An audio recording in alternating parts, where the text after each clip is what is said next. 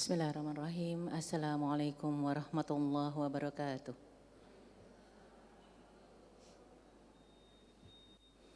Alhamdulillah. Alhamdulillahilladzi hadana lihada wa ma kunna linahtadiya laula an hadanallah. Allahumma salli wa sallim wa barik ala sayyidina Muhammad wa ala alihi wa sahbihi ajmain wa man tabi'ahum bi ihsanin ila yaumiddin. Rabbi shrah li sadri wa yassir li amri wahlul 'uqdatam min lisani yafqahu qawli amma ba'd. Alhamdulillah ibu-ibu, sebelumnya mohon maaf tadi ada beberapa berita duka dari teman-teman jadi agak lama berkoordinasi jadi terlambat. Ternyata kematian itu tidak harus karena sakit Covid. Ada yang mati di meja operasi ya, tadi teman saya operasi angkat rahim. Ya, ada juga yang wafat karena sudah tua, ya. Ada yang sepuh jadi orang tua. Teman saya juga ada yang wafat dalam waktu yang bersamaan. Jadi tadi koordinasi dengan teman-teman sampai ke sini akhirnya terlambat. Mohon maaf sekali lagi. Semoga Allah SWT memberikan kita kesehatan lahir batin, ya, dan juga mewafatkan kita dalam kondisi husnul khatimah. Amin ya rabbal alamin. Kita akan berbicara melanjutkan kajian fikih toharoh kita. Ketika kita bicara toharoh, maka babnya bukan cuma bicara alat bersuci yaitu air. Ingat kalau kemarin pertemuan perdananya kita bicara tentang air yang digunakan untuk bersuci, yaitu namanya air mutlak. Air mutlak itu 3 ciri khas air mutlak adalah rasa, warna, bau, kosong. Rasa, warna, bau, kosong, tidak berasa, tidak berwarna, tidak berbau. Itu cirinya. Jadi segini pun ini bisa buat wudhu ini. Bisa banget untuk wudhu ya. Untuk wudhu sangat-sangat cukup. Apalagi kalau pakai rukunnya aja. Rukunnya yang ada dalam surat Al-Maidah ya. Itu cukup banget ini surat Al-Maidah. Mengingatkan kita idza qumtum ilas shalah. Tapi itu bahasan insya Allah untuk pertemuan berikutnya kalau kita bicara tentang praktek wudhu pakai air segini. Ini cakep nih panitia nyediainnya airnya yang segini. Pas ya, malah lebih. Ya jadi yang kecil-kecil ini cukup untuk praktek wudhu. Tapi kalau praktek wudhu berarti nggak bisa direkam karena praktek wudhu ya. Nah kemudian kita masuk untuk kajian kali ini melanjutkan bab toharoh kemarin, bab air. Ya kita masuk ke adab qada'ul hajat. Qada'ul hajat, adab istinja, adab masuk jamban. Ya, pertama adab. Kalau kita bicara adab di sini sunnah biasanya. Ya, adab sunnah. Tidak membawa barang yang memuat nama Allah kecuali bila dikhawatirkan akan hilang. Apa itu barang yang memuat nama Allah? Liontin yang tulisannya Allah, cincin ada tulisannya Allah ya. Bahkan Rasulullah SAW itu punya cincin yang memang sekaligus fungsinya untuk stempel. Ya, jadinya memang Muhammadur Rasulullah. Rasulullah, ada Allahnya di situ. Itu biasanya kalau Rasul masuk jamban dititipkan ke orang lain, ke sahabatnya. Kalau lagi ada sahabatnya. Kalau enggak ada, dibawa. Jadi darurat kondisinya kalau begitu ya. Kita yang enggak punya perhiasan yang ada asma ataupun lafaz Allahnya, zaman sekarang mungkin udah jarang pakai lafaz Allah ya. Akan tetapi yang paling rentan kalau masuk jamban kita harus matiin HP. Karena ringtone kita kadang-kadang ayat ya. Ringtone-nya ada yang ayat kan? Gawat kan? Masa kita lagi nongkrong, lagi jongkok, tahu-tahu dia bunyi surat Al-Ikhlas. Ya, surat Al-Falaq, An-Nas, matiin dulu. Jadi peringatan kita adalah itu. Jangan sampai ya ringtone bunyi lagi. Wah di WC ada ayat suci dibacakan nggak boleh ya. Jadi kita perhatian kita adalah tentang ini ringtone sekarang ya.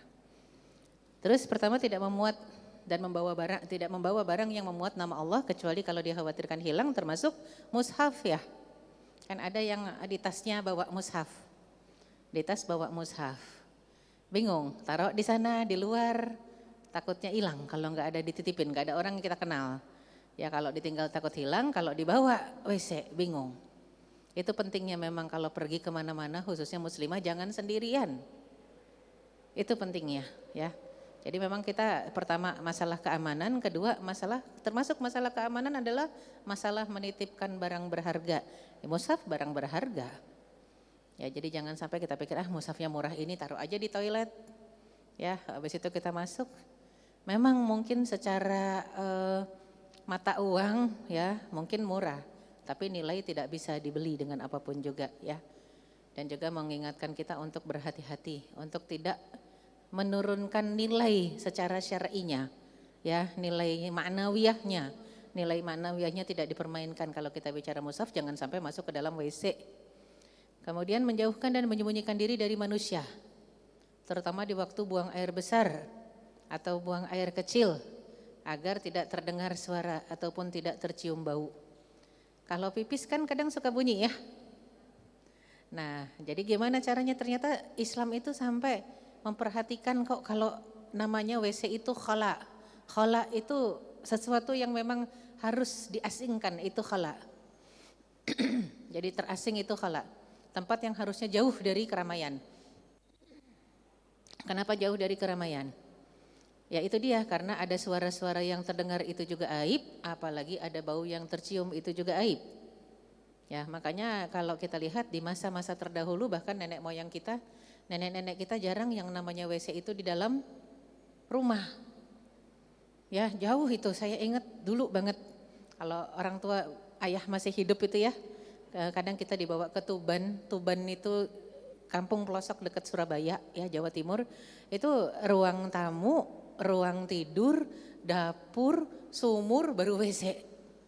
Jamban itu belakang.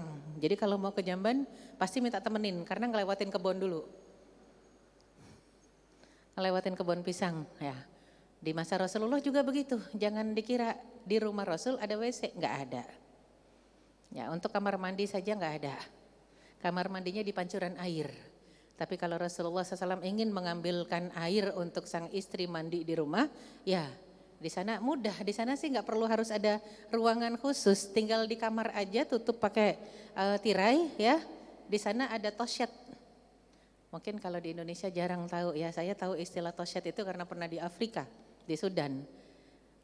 Untuk buat cuci baju dia tingginya cuma segini. Jadi kalau nampan kan nggak ada pinggirannya. Ini ibarat kata kayak nampan tapi ada pinggirannya. Luas, kita bisa berdiri di situ bertiga juga muat. Mereka cuci baju pakai itu. Mereka mandi juga di situ, tingginya segini. Makanya kalau kita bayangkan kalau mandi tinggi segini, jeburan, nanti airnya dibuang kan ke pasir nyerap. Jadi mereka kalau mau mandi di situ. Wajar mandinya pun kadang pakai kain basahan. Ya, walaupun mungkin dalam ruangan karena tidak ada ruang tertutup khusus untuk mandi. Gampang, air dibuang ke pasir nyerap. Itu kalau mandi. Kalau pipis, BAB, BAK, jambannya jauh di luar. Makanya orang-orang terdahulu sehat. Karena penyakitnya tidak dibawa ke rumah. Kalau kita penyakitnya dibawa ke kamar. WC kita kan rata-rata di dalam kamar. Malah kayaknya nggak nyaman ya kalau WC di luar sana. Nah, ya makanya kenapa orang zaman sekarang di akhir zaman rentan terhadap penyakit. Karena penyakitnya dibawa ke kamar. Nah itu dia ya. Jadi menjauhkan diri, menyembunyikan diri dari manusia termasuk saat buang air besar. Bukan cuma bau yang jadi aib, tapi suara. Makanya seandainya kamar mandinya kamar mandi basah, bukan kamar mandi kering, lantas ada ember, ada keran, buka aja sedikit kerannya, itu kan ada suara. Gemericik air, itu menutupi suara kita dan mengurangi bau. Nah jadi teknologi yang seperti itu adanya justru di negara yang bukan negara Islam, Jepang. Kalau ke Jepang itu ya, masuk toilet, kita jongkok aja itu udah ada suara audio. Suara gemericik air, itu nyaruin kita, suara gemericik air. Terus pernah gak ibu-ibu nongkrong di satu WC, duduk di satu WC, udah tercium bau semprotan untuk ruangan, pewangi ruangan. Ada yang sudah bikin teknologi seperti itu. Uniknya Jepang itu kan negara penyembah matahari ya, jadi bukan muslim kebanyakannya, mayoritasnya, tapi mereka ambil Ambil aturan Islamnya, dan banyak aturan Islam diambil oleh agama lain, banyak. Karena umat Islamnya sendiri tidak mengambil aturan itu. Kalau ada yang mengatakan, ih kamar mandi kering itu kamar mandi orang bule. Siapa bilang? Rasul itu kamar mandinya kering. Saking keringnya nggak di flush. Karena apa? Karena jamban ya. Dan jambannya bukan bawahnya air. Indonesia ini rusak lingkungannya karena jambannya di bawahnya air. Entah itu empang, entah itu kali, nggak boleh. Di dalam Islam nggak boleh. Jamban itu di bawahnya harus tanah. Harus tanah. Memang bau, jangan tanya kalau bicara bau. Karena dulu tidak tertutup, terbuka. Tapi harusnya tanah. Semua dari unsur tubuh kita harus kembali ke tanah. Jadi yang namanya air itu bersih kalau di negara-negara yang harusnya ya. Yang harusnya kalau penduduknya mayoritas Islam, harusnya airnya tidak tercemar. Ekosistem air bersih harusnya. Tapi sekarang negara-negara seperti itu bukan negara muslim. Belanda sungainya bersih. Jerman sungainya bersih gitu ya, Italia sungainya bersih, ya sampai kalau kita bilang Jepang apalagi bersih banget, nggak pernah kita dapati jamban di atas kolam. Kalau kita itulah yang sangat miris ya, sehingga kalau kita singgung sedikit tentang bab yang pertama kemarin bicara masalah hewan, jalalah, hewan yang makan kotoran. Emang sih lele kita gemuk-gemuk, ikan emas kita juga gemuk-gemuk gitu ya. Apalagi yang dipanen dari empang yang atasnya jamban, haram dikonsumsi gitu kan. Nah yang kayak gini kan gak semuanya paham, gak semuanya ngerti. Dikira ya gak apa-apa, kita kan makan ikan. Masalahnya ikan ya makan kotoran gitu ya. Jadi itu akhirnya berkaitan dengan adab qada'ul hajat ya. Menyembunyikan diri, kemudian sebelum masuk kamar mandi, masuk kamar mandinya kalau zaman sekarang kan ada pintunya, jadi pintunya dibuka. Melangkah dengan kaki kiri, keluar nanti dengan kaki kanan. Kalau masuk masjid melangkah dengan kaki kanan, keluar dengan kaki kiri. Allahumma ftah li abwaaba rahmatik, itu masuk masjid. Kalau masuk jamban, masuk WC, itu baca doanya juga dari pintu sebelum melangkah. Ya, jadi apa?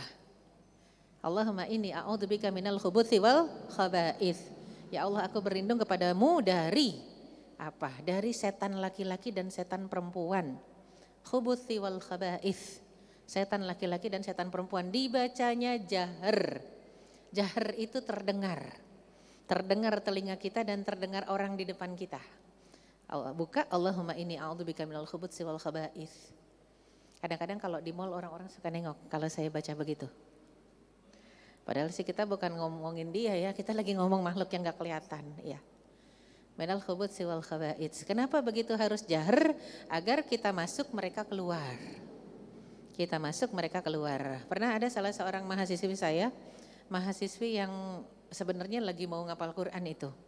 Rupanya kebiasaan dari rumahnya karena dia dari daerah, dari kampung, kalau masuk kamar mandi gak baca doa. Jadi begitu baru mau mulai program tilawah, tahsin itu pas selesai azan maghrib. Ya habis sholat kita mau mulai. Itu dari azan maghrib berbunyi dia sudah tantrum ya. Udah itu anak mahasiswi padahal. Udah mulai ngaco-ngaco, nanti dibuanglah pulpen ke atas, handphone ke atas dibuang juga. Ternyata tidak terbiasa menjawab panggilan azan dan tidak terbiasa masuk jamban baca doa. Karena begitu dia udah mulai tantrum, kita mau sholat bingung kita. Udah kita tinggalkan, kita sholat dulu, dia muter-muter tuh. Ternyata terakhir kita bacakan ayat-ayat suci Al-Quran, bisa diajak bicara yang di dalam. Yang di dalamnya bilang, saya mau jagain dia, saya suka sama dia. Kita tanya, kamu kenal dari mana sama dia? Kenalnya di WC. Karena di WC gak pernah baca doa dia ternyata ya. Jadi udahlah yang di dalam itu selalu ngelihat dia buka baju, mandi, ya sudah. Naksir, hati-hati ya. Jadi intinya begitu masuk jamban, sebelum melangkah dengan kaki kiri harus sudah baca doa. Mereka keluar. Kalaupun jamban tidak ditutup, kita tuh nutup jamban dari makhluk yang nampak. Tapi kalau kita sudah baca doa, makhluk yang gak nampak itu udah gak bisa lihat kita, tertutup buat mereka. Makanya kenapa Rasulullah SAW mengatakan, ya jangan biarkan gelas, bejana, ceret, teko malam-malam ada airnya. Tutup, kalau enggak punya tutup hanya ada lidi, lidi itu bacakan saja. Bismillahirrahmanirrahim, taruh di atasnya, ini udah tertutup semua buat makhluk goib. Masalahnya cicak bukan makhluk goib, kecoa bukan makhluk goib. Ini kalaupun udah di bismillahin dia bisa masuk. Nah makanya harus ada tutup yang benar. Rumah juga gitu, di dalam ini kan banyak bolong-bolong juga. Ya, kemudian juga pintu dibuka. Sudah dibacakan ayat suci Al-Quran, dipakai sholat, setan gak bisa masuk. Tapi maling bisa masuk gak? Bisa. Makanya kenapa kalau malam harus ditutup, harus dikunci ya. Setan gak bisa masuk kalau sudah dibacakan. Makanya rumah yang dibacakan suratul Baqarah tidak akan diganggu syaitan. Kalau sudah dibacakan suratul Baqarah, setan gak bisa masuk walaupun gak dikunci, walaupun terbuka. Masalahnya karena pemikiran kita, otak kita sudah keracunan film horor. Setan bisa tembus tembok, padahal enggak. Setan bisa nembus kaca, enggak ya. Jadi ini penting nih, harus ditanamkan ke anak-anak kita supaya mereka enggak takut sama yang goib-goib. Goib-goib yang jahat ya, kalau goib-goib yang baik ya malaikat, kita yakin keberadaannya. Masalahnya kita lebih yakin akan keberadaan makhluk yang bertanduk dibanding malaikat.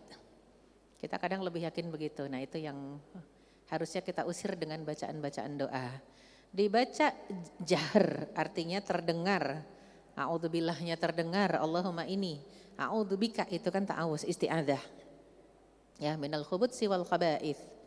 Nah, jadi kalau itu bentuknya ruangan, kalau bentuknya di khala, bentuknya di gunung, di tempat camping, berkemah, kita hanya ke semak belukar, enggak ada pintunya.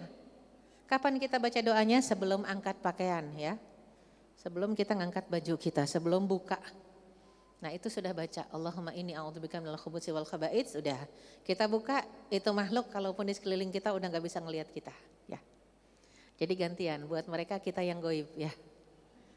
Ya, jadi menghindari bicara sama sekali, baik berupa zikir ataupun yang lain. Juga tidak perlu menyauti ucapan salam ataupun azan ya.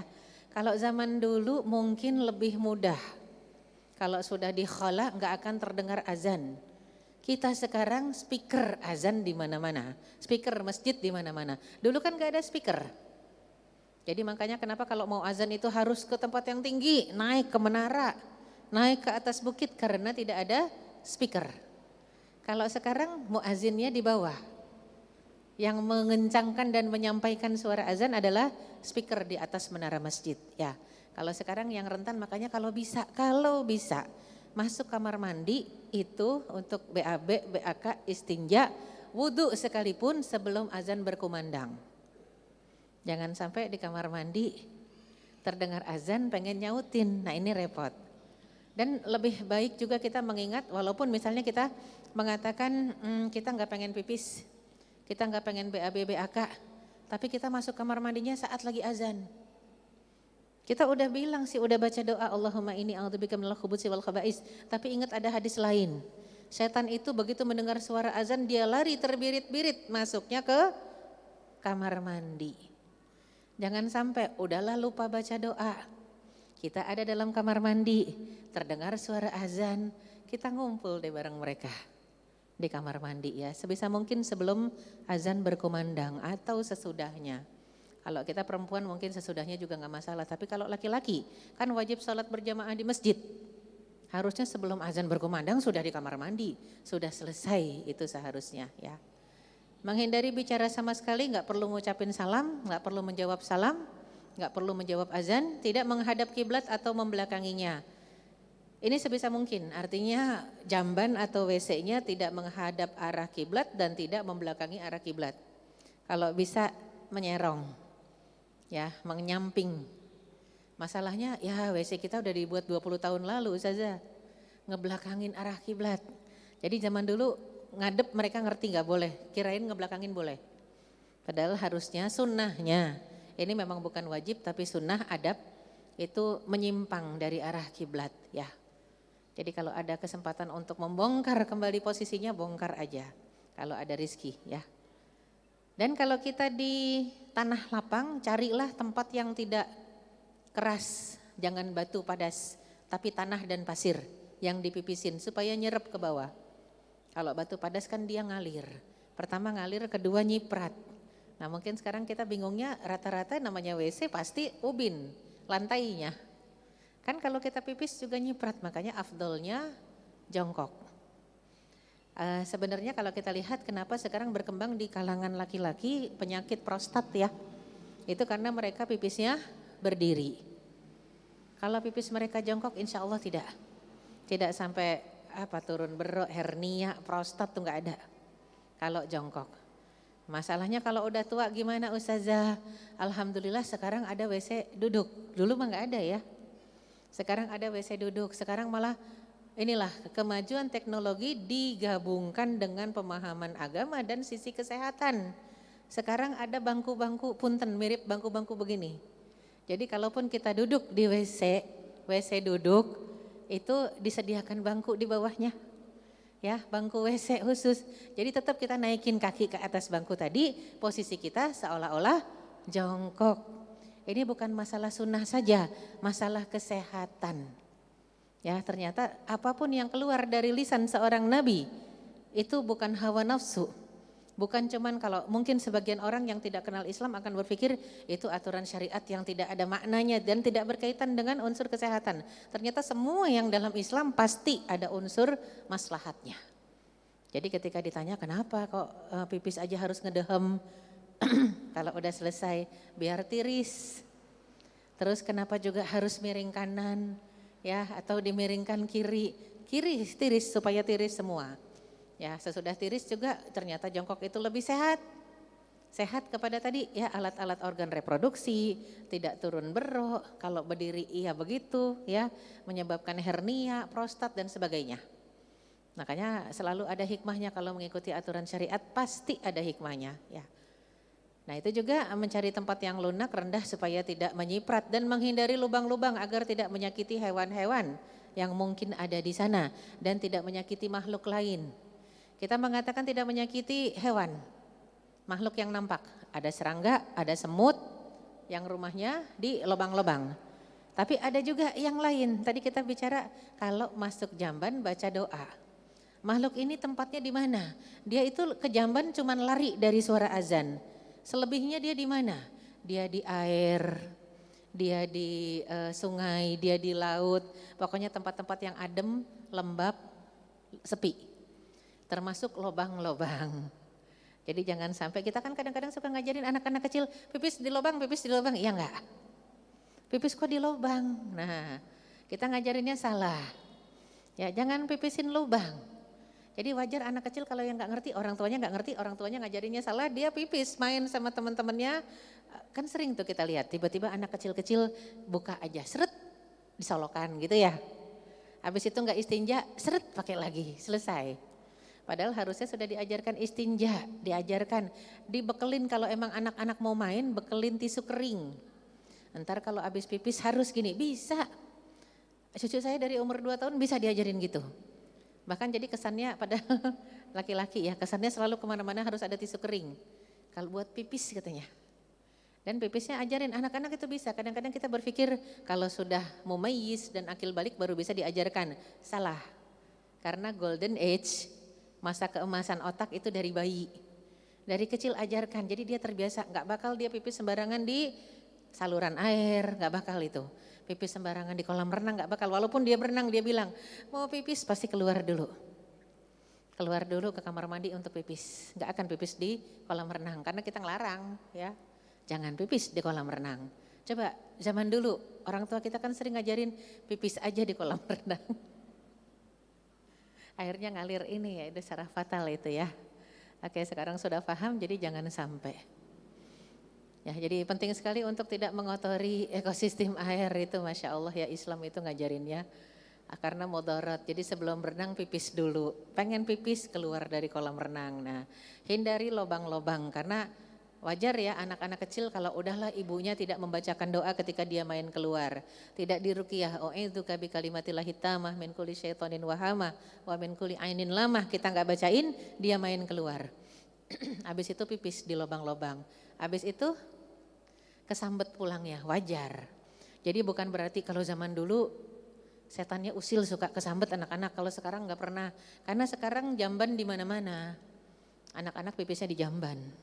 Ya, sekarang udah jarang anak-anak main di luaran, apalagi pandemi. Ya, jadinya jarang juga yang kesambet.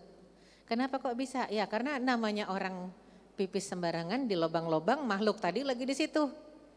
Ya, bukan mungkin kita mengatakan dia kan makhluk gaib, masa apa iya kena pipis kita? Bukan masalah kena pipis atau tidak, mereka terganggu. Sampai Rasul itu mengajarkan adab jangan kalau kita dapat tulang di jalanan, jangan ditendang-tendang tulangnya. Karena tulang dan sampah makanan, sampai Rasul mengatakan makanan saudara kalian. Ya, kan kadang-kadang suka iseng tuh, lihat tulang tendang-tendang. Coba kalau tulang yang ditendang-tendang tadi lagi digigit sebenarnya, lagi dimakan apa enggak, terganggu. Intinya adab Islam itu mengajarkan bagus bukan hanya ketika berinteraksi dengan manusia, tapi dengan alam semesta, alam sekitar ya. Ini bukan berarti akhirnya kita kalau lewat pegunungan, pengen lewat, ini pegunungan yang gak pernah tersentuh. Akhirnya kita mengatakan permisi, permisi, gak perlu ya. Gak perlu permisi, itu cukup baca doa aja, mereka kabur. Kita baca Al-Quran, baca ayat suci Al-Quran, gak pipis sembarangan. Jadi gak usah pakai permisi juga. Kan kadang-kadang udah pakai permisi, pakai apa lagi, isim-isim, syarat-syarat gak perlu. Kadang-kadang jadi ikut adat istiadat setempat, ya ke tempat sucinya mereka, tempat keramat yang buat mereka keramat, akhirnya pakai adat mereka nggak boleh juga. Dengan begitu kita punya keyakinan tidak akan diganggu oleh makhluk halus mereka, nggak boleh, cukup baca doa saja. Ya, jadi nggak perlu juga mengikuti adat istiadat kemusyrikan setempat. Kalau mau selamat harus sembelih ini itu nggak perlu ya, cukup baca doa saja. Hendaklah menjauhi tempat orang bernaung, jalanan dan tempat pertemuan mereka. Ini Rasul sendiri yang mengatakan ijtanibul mala'in. Ijtanibul mala'in. Jauhilah tempat orang-orang melaknat. Kapan orang melaknat? Udah capek, kepanasan, pengen berteduh di bawah sebuah pohon. Sudah mau duduk, bau pesing. Atau pas mau duduk, aduh ngelihat kotoran manusia. Apa kira-kira yang keluar dari lisan orang yang tidak terjaga? Kalau tidak terjaga imannya nggak akan terjaga lisannya. Mungkin dia akan mengumpat. Mohon maaf kadang-kadang kan umpatan itu kasar ya. Brengsek misalnya. Siapa sih yang pipis di sini? Itu dari orang terakhir sampai orang pertama dulu kena laknat tadi. Celaka misalnya. Siapa nih yang buang kotoran di sini? Itu dari orang terakhir sampai orang pertama kena umpatan tadi. Makanya Rasul mengatakan ijtanibu al-mala'in, jauhilah tempat orang-orang melaknat. Enggak cuman bawah pohon, kadang-kadang di halte bis. Udah pengen istirahat di halte bis, bau pesing. Enggak jadi. Tempat bernaung berteduh juga begitu ya. Itu mirisnya. Jadi jangan sampai kita sembarangan buang kotoran. Tidak buang air di tempat mandi, kolam renang di antaranya. Sungai juga begitu ya. Jadi dan tidak pada air tergenang ataupun air mengalir, enggak boleh. Tidak pipis waktu berdiri karena Rasul biasanya juga jongkok, kecuali kondisi darurat. Udah sepuh, ada penyakit, ada sakit yang gak mungkin kita jongkok. Oke silakan carilah WC-WC duduk. Atau udah gak mungkin nahan, oke lah kan sesekali ya kalau namanya gak mungkin. Duduk pun sakit ya berdiri itu sudah beda alasan karena darurat alasannya ya. Dan hindari percikan sebisa mungkin disucikan. Wajib menghilangkan najis dari kubul dan dubur yang keluar dari depan dan dari belakang sama ada dia padat ataupun cairan. Kemudian tidak bersuci dengan tangan kanan kecuali nggak punya tangan kiri.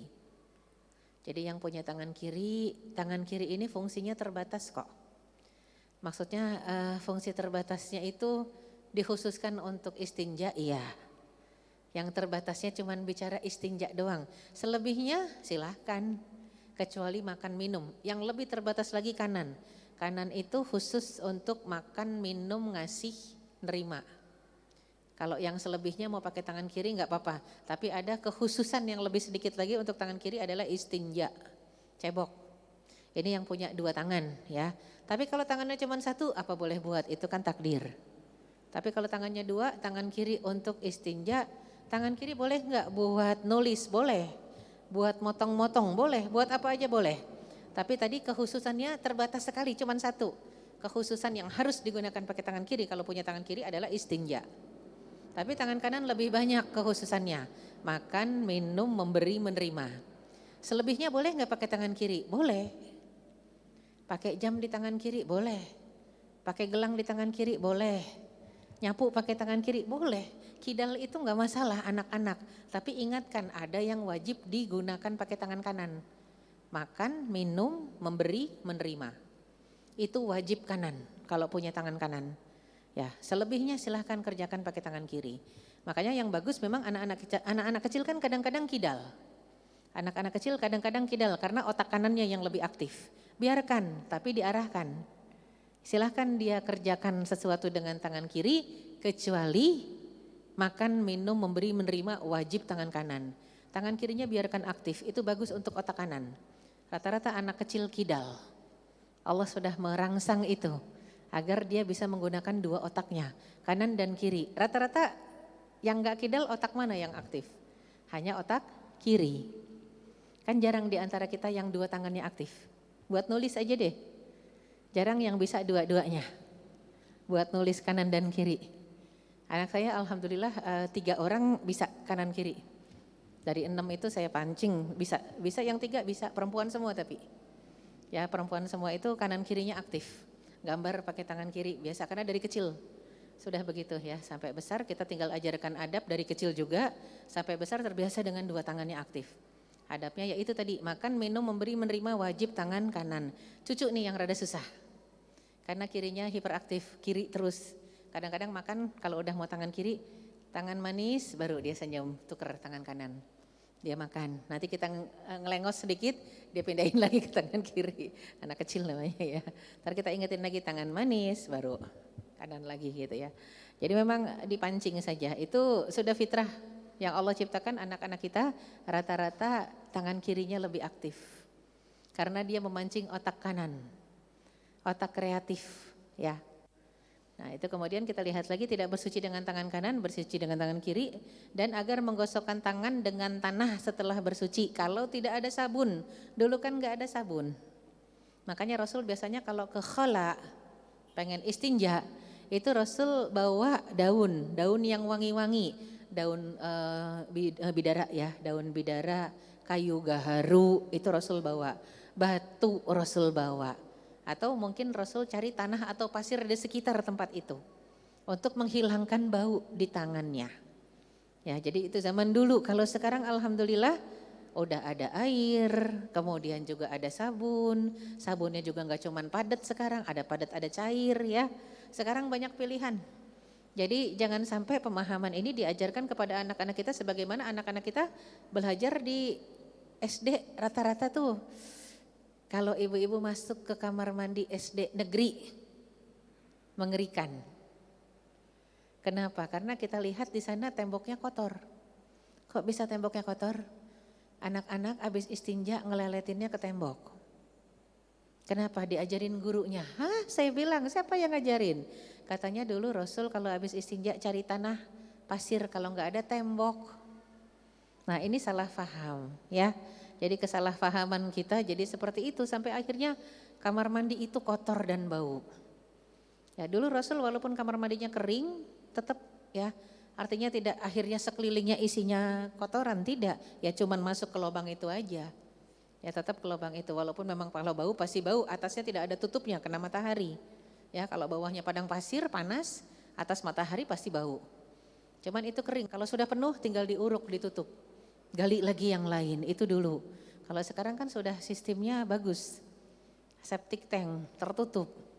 Tetap aja kalau kita masuk kamar mandi yang walaupun kamar mandinya bersih, kering, ada parfumnya, tetap harus baca doa ya. Makhluk-makhluk itu enggak pergi dari sana. Memang yang paling bagus kalau kita untuk yang mau bangun rumah baru, tolong pisahkan antara tempat mandi dan WC. WC aja. Tempat mandi aja. Jadinya kalau WC khusus WC saja. Jadi kita baca doanya itu kalau mau masuk jamban, masuk WC. Kalau mau mandi bismillah aja ya. Cukup mandi saja. Nah kemudian memercikan kemaluan dan celana dengan air. Artinya kalau kemaluan dicuci, kalau baju percikin dikit. Supaya apa? Menghilangkan was-was saat kita sholat. Kalau kita lihat ada air, ini air apa ya? Langsung kita ingat ini kan air yang kita percikan, dia bukan pipis. Jadi Rasulullah SAW seperti itu untuk menghilangkan was-was. Karena kalau lagi sholat was-was sholatnya enggak sah. Harus menghilangkan was-was. Tadi disebutkan mendahulukan kaki kiri sewaktu masuk dan mendahulukan kaki kanan ketika keluar. Dan ketika keluar sambil mengucapkan Ghufranaka ya Rob. Ya Allah, mohon keampunanmu ya Allah. Itu sambil melangkah dengan kaki kanan mengucapkan Ghufranaka ya Rob. Sampai luar Alhamdulillahilladzi adhaba annal adza wa afani ya. Kita mengucapkan Alhamdulillah. Kenapa? Karena enggak semua orang diberikan kesehatan, diberikan normal bisa buang air. Jadi ibunya ipar saya itu lagi susah sekali, buang airnya itu sampai harus dibolongin ususnya. Dibolongin ususnya jadi keluar dari usus. Ususnya sudah dioperasi dan operasinya enggak kering-kering. Kenapa ususnya dioperasi? Karena pelengketan.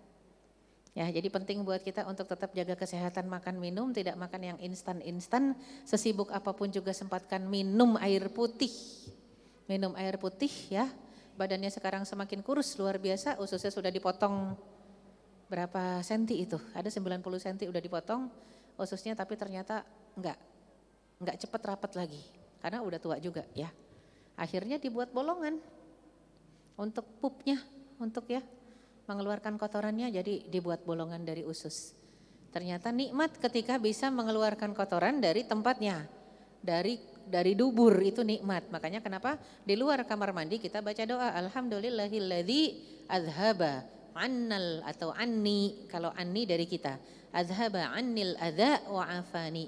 Kalau anak kami, kalau anni aku, saya gitu ya. Jadi azhaba annil adza wa afani. Segala puji bagi Allah yang sudah menghilangkan penyakit dari diriku dan menyehatkanku. Ya, itu kalau kita lihat adab qadaul hajat. Ya, kemudian saya lihat jam dulu, ini jam berapa?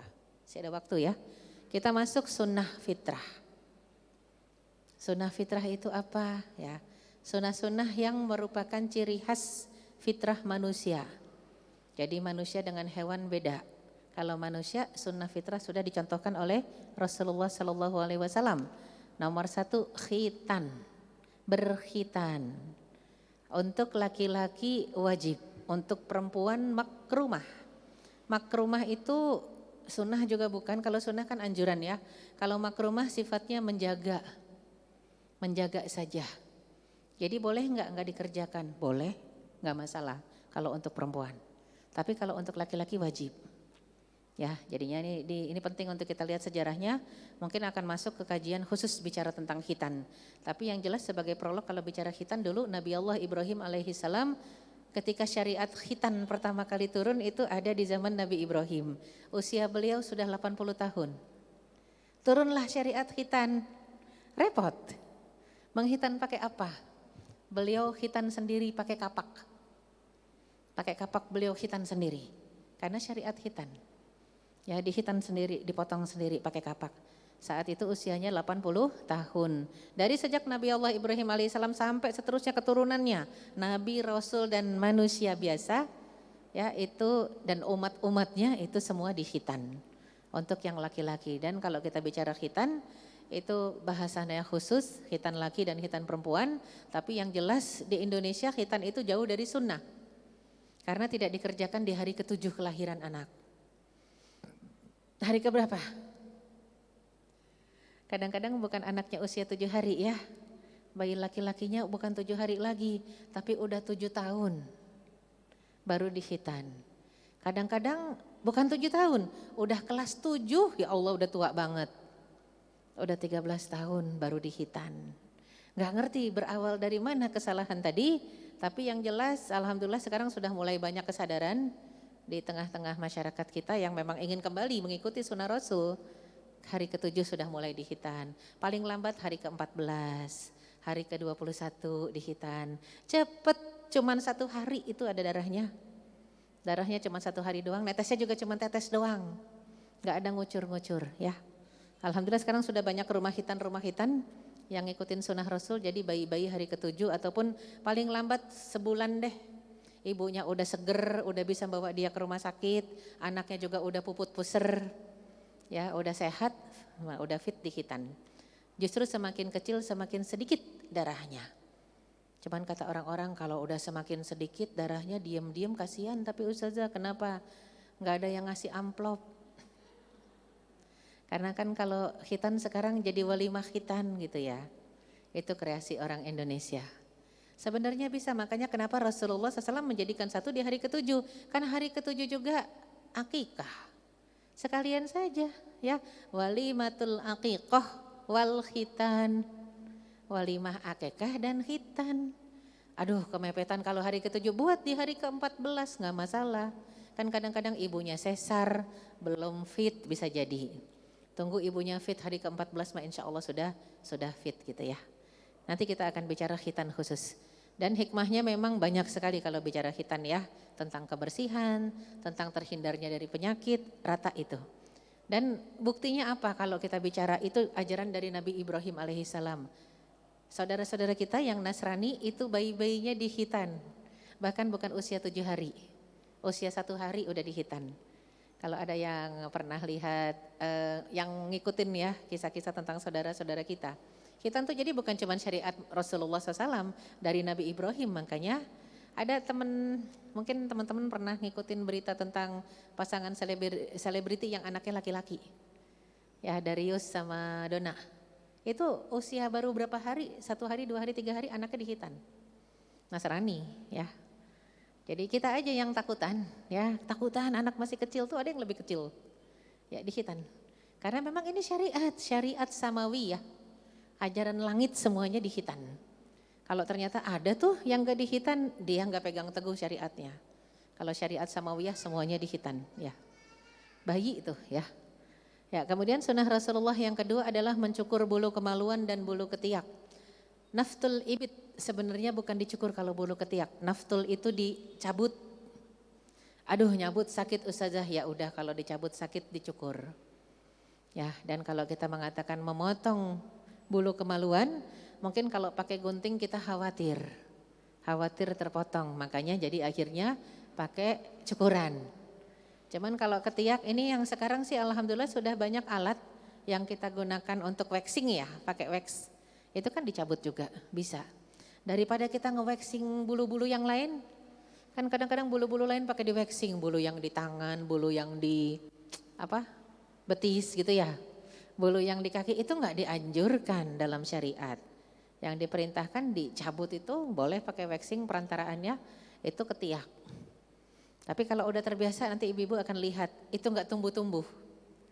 Ketiak kalau udah terbiasa di waxing ataupun terbiasa dicabut atau terbiasa dicukur deh, enggak akan tumbuh lagi. Ya. Adapun bulu kemaluan memang dia ada fungsinya, makanya enggak usah harus bersih banget enggak apa-apa. Enggak sampai klimis banget enggak apa-apa, yang penting rutin. Tiap 40 hari paling lama. Jangan sampai kayak hutan belantara. Makanya kenapa juga kalau kita lihat kebidanan ya, klinik bersalin itu biasanya suka marah-marah itu kalau ibu-ibu sudah mau melahirkan dan masih lebat di daerah sana. Itu mereka suka marah. Karena kan kepala bayi nanti nyangkut di situ. Ya, jadinya banyak bakteri nanti.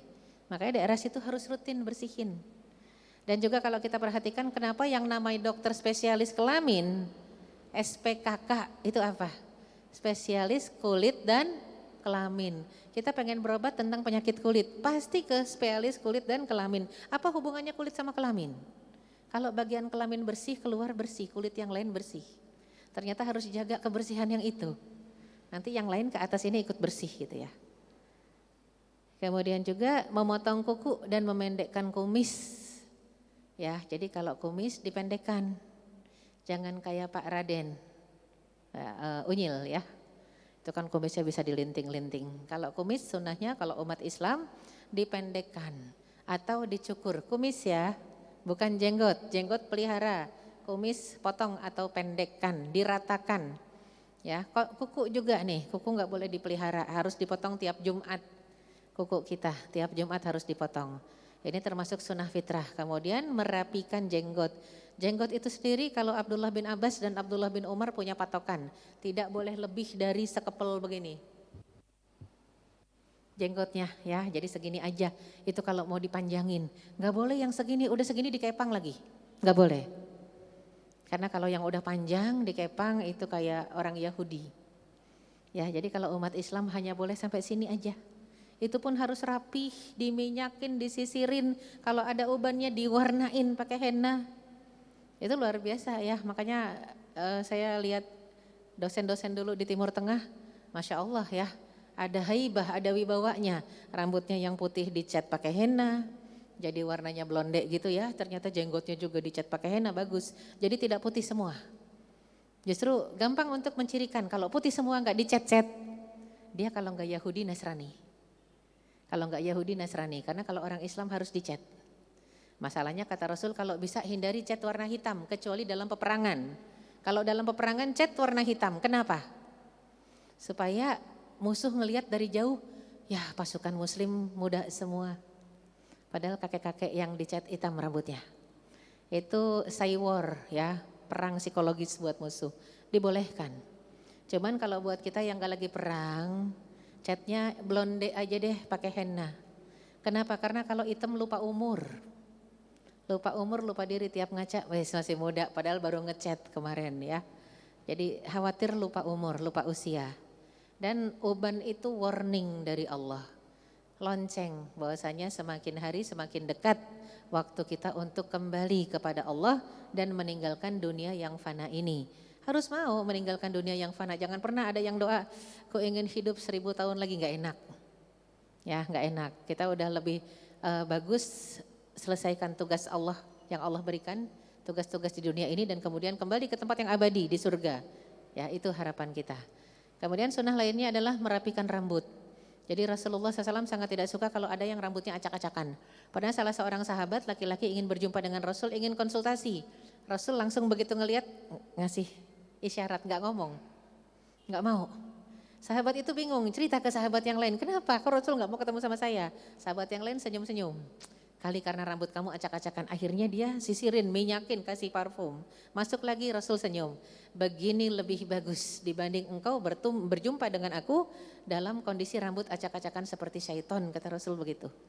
Jadi harus ngurus rambut ya. Dan sunnah Rasul tidak membiarkan uban. Tidak membiarkan uban tidak dicat, artinya harus dicat. Tapi membiarkan untuk tidak dicabut. Nah kebiasaan kita kalau ada ubannya banyak dicat hitam, kalau ubannya baru sedikit dicabutin, padahal jangan. Sunnahnya tidak dicabut.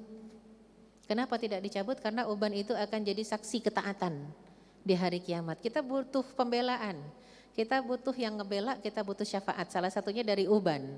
Uban ini hanya akan bersaksi terhadap perbuatan baik, tidak akan bersaksi terhadap perbuatan buruk. Makanya kalau ada yang sampai tua, udah 100 tahun gak ada ubannya, hati-hati. Jangan-jangan gak ada yang mau saksi, gak ada yang mau jadi saksi terhadap kebaikannya gitu ya. Ada kan yang lambat banget ubannya tumbuh, kadang suka seneng itu ya. Padahal harusnya deg-degan juga, nanti yang menjadi saksi kebaikan kita siapa gitu ya.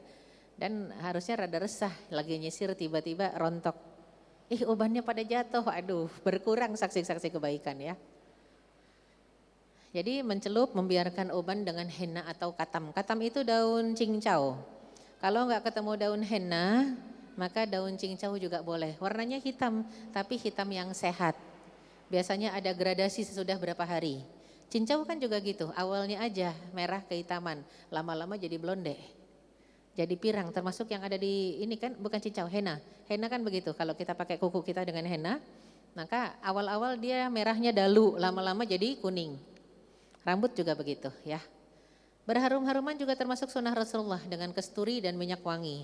Entah itu gaharu ya, sandalwood, itu sunnahnya. Rasul sangat suka sandalwood. Ya, kesturi juga Rasul suka. Perempuan gimana? Silahkan pakai, tapi ada tempatnya. Kalau perempuan ingin bertemu dengan laki-laki yang bukan mahram, entah itu di perjalanan atau di tempat acara, jangan terlalu wangi. Wanginya yang hanya tercium jarak dekat. Karena apa? Laki-laki itu bisa istimna hanya dengan wangi-wangian. Bisa keluar mani hanya dengan wangi-wangian. Ya kalau lihat perempuan yang wangi banget dia suka, wah sudah itu gawat. Minimal dia akan terus keluar madhi, kita sudah bahas bicara madhi kemarin. Ya makanya kenapa perempuan kalau ketemu laki-laki yang bukan mahram jangan terlalu wangi. Tapi kalau ketemunya perempuan semua, datang ke sininya pakai mobil sendiri. Pengajiannya perempuan semua, enggak ketemu laki-laki. Silahkan mau pakai seliter juga boleh. Enggak ada yang ngelarang ya. Kadang-kadang kita suka salah paham, jangan wangi-wangi titik. Padahal ada lanjutannya. Kalau ketemu laki-laki yang bukan mahram. Itu juga bukan diperintahkan bau-bau, tidak. Enggak pernah ada berbau-bau lah enggak.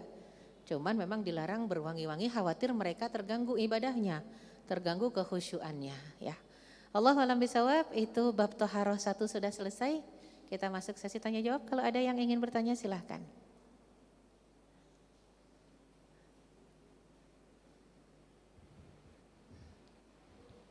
Assalamualaikum warahmatullahi wabarakatuh. Waalaikumsalam warahmatullahi wabarakatuh. Ya tadi ada satu di awal tadi tentang adab istijah ya. Ya. Nah itu kalau untuk mandi sebenarnya yang lebih baik itu berdiri atau jongkok untuk perempuan. Sedang selama ini kan kita punya kamar mandi yang baknya agak tinggi gitu. Jadi ya berdiri gitu. Dan mungkin ada shower lah yang ini. Nah, gimana Ustazah? Terima kasih. Ya. Kalau mandi nggak termasuk istinja, jadi berdiri nggak masalah. Berdiri boleh, kalau mau jongkok, Rasul memang pernah jongkok. Kenapa? Karena Rasulullah SAW mandinya di pancuran air. Pancuran itu kayak, kalau di kampung ada sih ya, susah gambarinnya kalau di kota.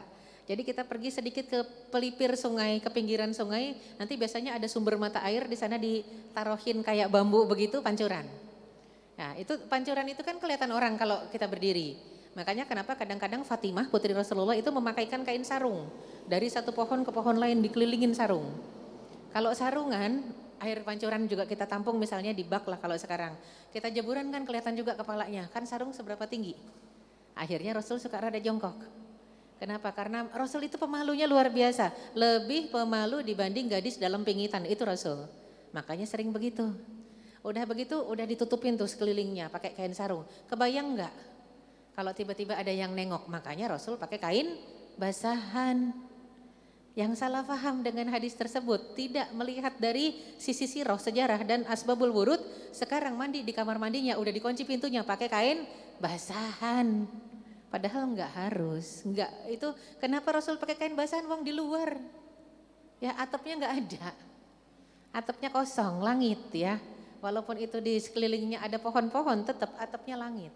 Makanya Rasul pakai kain basahan. Ya kalau kita sudah atapnya ada, kamarnya ditutup, dikunci, ya udah nggak usah pakai kain basahan, nggak apa-apa. Masuk kamar mandi sudah baca doa, nggak apa-apa. Ya jadi mau berdiri, mau jongkok nggak masalah. Tinggal yang utama berjongkok itu adalah ketika istinja. Itu pun kalau mampu. Artinya kan rata-rata kalau udah lolita, lolos 50 tahun sudah mulai ada masalah dalam lutut ya. Jongkok susah, makanya biasanya semuanya duduk misal. Nggak masalah, cuman tadi kalau bisa kalau kita duduk, beli pijakan kaki. Pijakan kaki ada kok, sekarang udah dijual di mana-mana pijakan kaki buat jongkok kalau di WC duduk ya. Artinya apa? Tetap bagian kandung kemih tertekan, jadi pipisnya tiris. Itu yang diharapkan. Wallahu a'lam bishawab ya. Ada lagi? Assalamualaikum warahmatullahi wabarakatuh. Waalaikumsalam warahmatullahi wabarakatuh. Tadi dijelaskan sama Ustazah terkait pada saat azan jangan masuk WC. Nah, saya itu memang berpedoman seperti itu Ustazah. Tapi kadang-kadang begitu azan sakit perut melilit sampai kadang mau nahan tuh sampai berkeringat dingin. Jadi nggak mungkin juga saya tahan gitu kan. Akhirnya terpaksa dengan memang saya baca doa, minta perlindungan sama Allah. Terus saya berdoa masuk, tapi was-was. Saya was-was karena tahu di dalam WC itu banyak makhluk-makhluk seperti itu kan. Jadi was-was, ketakutan sendiri, akhirnya bingung karena mau nanya juga ke siapa. Itu yang pertama. Yang kedua, saat di toilet, saat kita sedang BAB gitu, anak suka jerit-jerit, mama di mana? Kita mau bersuara, inget lagi di situ nggak boleh bersuara. Jadi bingung. Kadang saya kasih kode, anak saya nggak ngerti. Saya kasih kode 1, 2, 3 dia nggak ngerti gitu kan. Tetap aja jerit-jerit kan nggak enak kedengeran tetangga gitu. Seperti itu Ustazah, terima kasih. Ya bagus, untuk kita yang sudah paham sebisa mungkin menghindari kecuali darurat. Daruratnya apa? Mules tadi ya. Mules itu darurat, nggak bisa disetting. Kalau mulesnya pas datang pas azan yang paling penting kita harus yakin. Yakinnya apa? Begitu mau masuk pakai kaki kiri udah dibuka pintunya kita udah baca doa jahar. Allahumma inni a'udzubika minal khubuthi wal khaba'is, harus yakin. Enggak boleh ada ragu sedikit pun. Harus yakin yang di dalam sebanyak apapun keluar. Ya, kadang-kadang tambahin aja udah Allahumma inni a'udzubika minal khubuthi wal khaba'is. Keluar, saya mau masuk gitu ya. Udah itu, udah bismillah harus yakin. Ditutup nggak ditutup mereka nggak bisa masuk. Tapi kita kan pastinya nutup ya. Pasti kita tutup kamar mandinya, apalagi mau BAB misalnya. Jadi pertama keyakinan itu yang harus ada di dalam hati kita. Kalau sudah dibaca maka insya Allah tidak akan bisa mengganggu ya di dalam jamban sekalipun di saat azan. Ini ada fogging kayaknya ya. Ya hati-hati ibu-ibu ya lagi musim DBD itu pertama. Yang kedua virus-virus ini kan sekarang berkolaborasi. Kolaborasinya yang terakhir saya dengar itu beritanya kolaborasi antara si Omikron dengan DBD. Jadi yang satu sembunyi di belakang yang lain ya. Ya berdoa kepada Allah sambil terus kita mengambil akhdul asbab ya. Ngambil syariatnya mengambil sebab. Air-air kalau bisa ditutup. Masalahnya si DBD ini kan bukan di air kotor. Dia di air bersih. Makanya kenapa bak-bak air, Rasul udah ngasih taunya 14 abad lalu ya. Bak air itu tutup gitu, Masya Allah. Ternyata saat ini kita ketemu sama si DBD yang sukanya di air bersih gitu ya. Itu yang susah. Ya, jadi tadi kita harus yakin, itu nomor satu. Yang paling utama yakin, walaupun kita tahu azan mereka larinya ke jamban. Yakin aja, udah kebelet gak bisa ditahan ya. Yang kedua masalah anak yang jerit-jerit terus. Ini memang butuh pelatihan dari kecil. Membiasakan untuk meninggalkan anak kalau kita mau wudhu. Ya, makanya bagusnya tidak pas azan. Karena ketika azan itu anak emang butuh perlindungan kita. Apalagi azan maghrib, jangan sekali-kali tinggalkan anak yang masih balita seorang diri saat azan maghrib, jangan. Ya, dia makanya suka ada istilah sawan, jerit segala macam. Makanya kenapa ibunya harusnya sudah wudhu sebelum azan. Tinggal jagain anaknya. Karena ada beberapa kasus sempat juga keponakan sendiri itu jerit-jerit pas azan. Kenapa? Ibunya selalu wudhunya pas azan. Jerit-jerit dia. Jadi seolah-olah sampai adik saya tuh bilang kayaknya dia nggak suka ibunya sholat. Dia nggak suka ibunya wudhu. Saya bilang ibunya yang salah waktu wudhunya. Harusnya sebelum azan udah lihat nih 15 menit lagi azan, wudhu. Ya, jadi begitu azan sudah pegang anaknya. Kenapa? Karena memang ternyata anaknya kalau udah maghrib tantrum. Terus sampai tak ruqyah. Begitu di ruqyah maunya lari kemana? Cuman ke dua tempat. Kalau enggak ke WC, lah itu kan tempat mereka. Satu lagi maunya lari ke mobil, ke dalam mobil kosong di garasi. Gelap, mau tuh. Jadi emang nyarinya tempat-tempat yang sepi dan gelap. Itu namanya memang dijaga dan ditarik ke daerah sana. Udah kita jagain, mau ke arah garasi dijaga sama adik yang lain, ke arah kamar mandi juga dijaga. Akhirnya dia nguplek-nguplek di ruang tamu, muntah terakhir. Alhamdulillah sesudah muntah nggak ada lagi. Nggak ada lagi gangguan ya. Itu biasanya maghrib. Kalau untuk sholat lain, wallahu alam biasanya sih nggak ada gangguan. Tapi ini Putra sholat-sholat lain juga ya? Maghrib aja kan? Iya, memang maghrib. Itu nggak apa-apa dibacain aja ruqyah ataupun maksurat, al-maksurat dibacakan. Khusus tuh bacakan al-maksurat samping dia dan dia denger. Duduk, kita peluk aja. Biasanya sih bereaksi kalau nggak muntah ataupun batuk-batuk ya. Kalau nggak dia pusing, pokoknya dia marah atau dia pipis. Itu reaksinya, nggak apa-apa. Kemarin juga ada murid mu'alaf.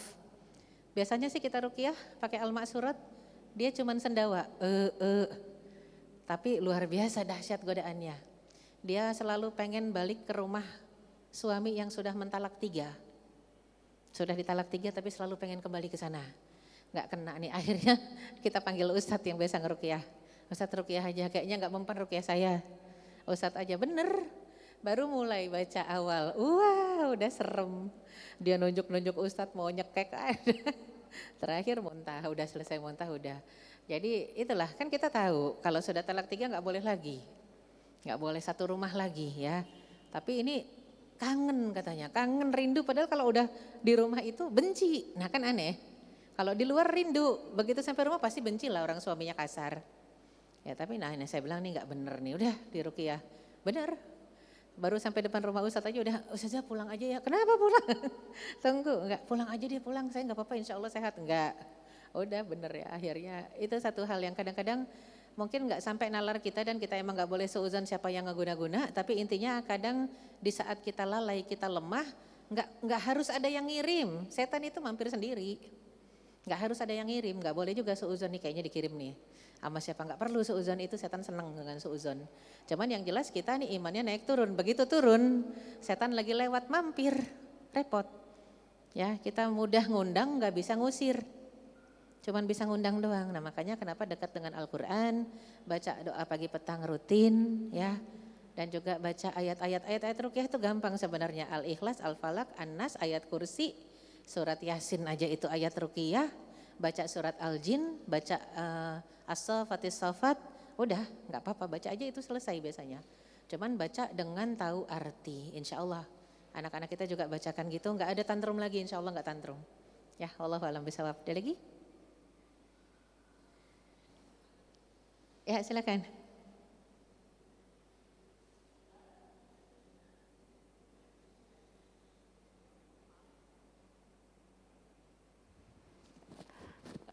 Kalau kita lagi head, nah itu kan apakah ada larangan untuk memotong kuku sampai selesai head gitu loh Ustazah, sama rambut-rambut yang rontok, nah itu harus kita kumpulkan dan diikut sertakan dalam selesai head kita keramasin gitu. Nah bagaimana itu Ustazah? Ya, ini penting ya buat kita pahami. Jadi memang tidak ada larangan dalam fikih ketika haid motong kuku, nggak ada larangan. Itu khusus orang Indonesia sebenarnya. Cuman yang paling penting untuk kita pahami, apapun yang keluar dari tubuh kita tolong sebisa mungkin dipendam di tanah. Lagi haid nggak lagi haid. Contoh rambut rontok, pendem di tanah. Contoh potong kuku, gigi copot, pendem di tanah. Itu yang ngajarin Rasulullah. Karena dulu Rasulullah SAW pernah diguna-guna, Rasul aja pernah disihir lah apalagi kita. Rasul dulu disihir sehingga Allah menurunkan surat Al-Mu'awwidhatain, surat Al-Falaq dengan surat An-Nas. Apa media sihirnya Rasul? Rambut Rasul yang nempel di gigi sisir. Itu dibawa oleh budak Rasulullah namanya Lubaid bin A'sam, seorang Yahudi. Dibawa ke tukang tenung perempuan penyihir. Dibawa di sana itu dijampi-jampi sama tukang sihir itu, ditusuk-tusukin jarum, dibungkus pakai kain hitam, ditaruh di bawah sumur Zarwan. Sumurnya itu di padang pasir kering, bahwa dalamnya ada batu, ditaruh di bawah batu. Itu buhul sihirnya. Kalaulah bukan karena Rasul dikasih tahu sama Allah, diruqyah oleh Jibril dan malaikat lain, itu diruqyah dibacakan Al-Falaq dengan An-Nas. Diruqyah terlepas buhul-buhul sihirnya, habis itu Jibril mengatakan ambil buhul sihirnya di sumur itu. Kalau kita nggak tahu, misal naudzubillah min dzalik ada yang disihir, buhulnya kita nggak tahu di mana dan pastilah nggak akan tahu, kecuali kita tahu yang goib.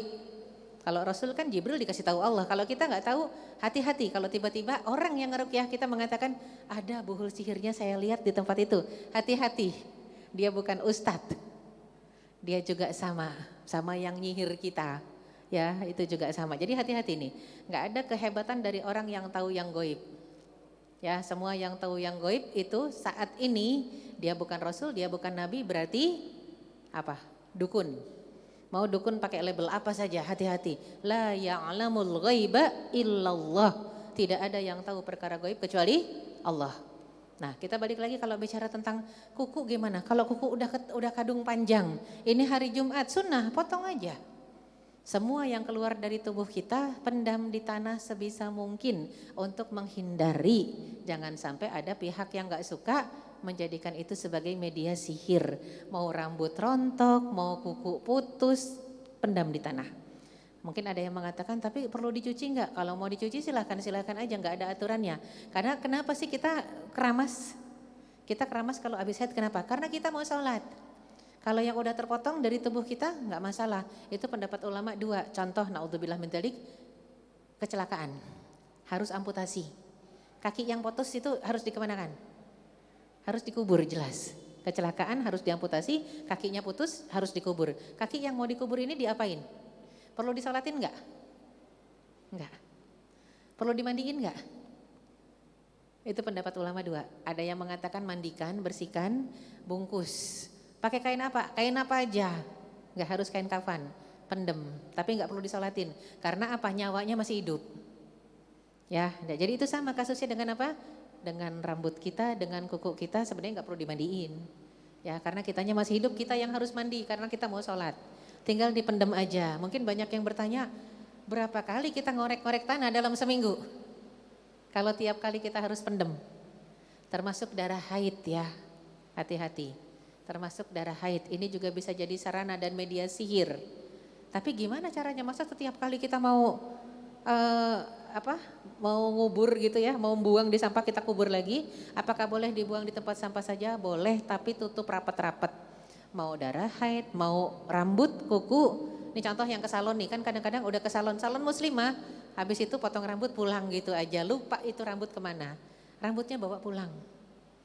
Bawa pulang, tutup pakai kertas koran, tutup pakai plastik, bacakan aja Al-Falaq, An-Nas, buang di tempat sampah nggak masalah. Kalau memang kita nggak bisa tiap kali mendem. Tiap kali mendem. Kalau Rasul kan gampang, bukan tanah. Apa? Pasir. Pasir kan mudah. Lah kalau tanah harus nyangkul, susah ya. Intinya sudah dibacakan. Ya, termasuk tadi darah-darah haid, hati-hati ya. Jangan buang terbuka. Kalau bisa buang dalam kondisi sudah dilipat, dibungkus, tutup ya. Tutup, buang ke tempat sampah, dah. Kita bacakan dengan a'udzubillahi minasyaitonirrajim. Buang. Artinya kita sudah berlindung kepada Allah, jangan sampai itu dijadikan sarana dan wasilah mengguna-guna. Jadi begitu, wallahu a'lam bishawab ya. Ada lagi? Ya, silakan.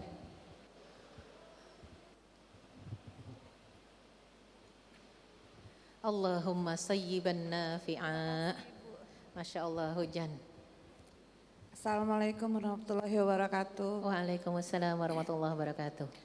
Ini Ustazah, saya pengen nanya masalah wudhu. Ya. Kebetulan di rumah saya itu jadi wudhunya di kamar mandi gitu loh Ustaz. Kan ada yang bilang katanya kalau wudhu jangan di kamar mandi karena kita membaca doa segala macam gitu. Terus tapi ada juga yang bilang nggak apa-apa asal jangan kena cipratan yang misalkan membuat najis atau gimana. Nah itu saya minta penjelasannya tuh Ustaz. Assalamualaikum warahmatullahi wabarakatuh. Waalaikumsalam warahmatullahi wabarakatuh. Iya. Kan rata-rata kamar mandi kita udah kamar mandi telanjur ya. Udah ada. Dan jarang yang ketika mau bangun rumah pakai ahli fikih, jarang ya. Yang ada insinyur, iya. Kalau insinyurnya ahli fikih beda lagi gitu ya. Yang ngasih masukan, ngasih saran, jarang ya.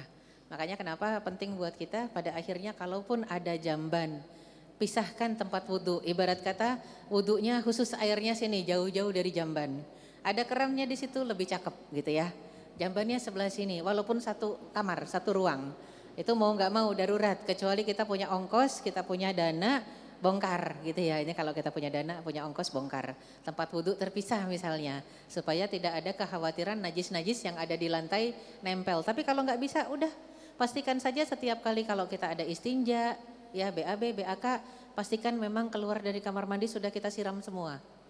Dan kalau sudah kita siram semua bersih dengan air mengalir, nggak boleh lagi ada rasa was-was. Karena was-was minasyaiton, rasa was-was itu dari seton.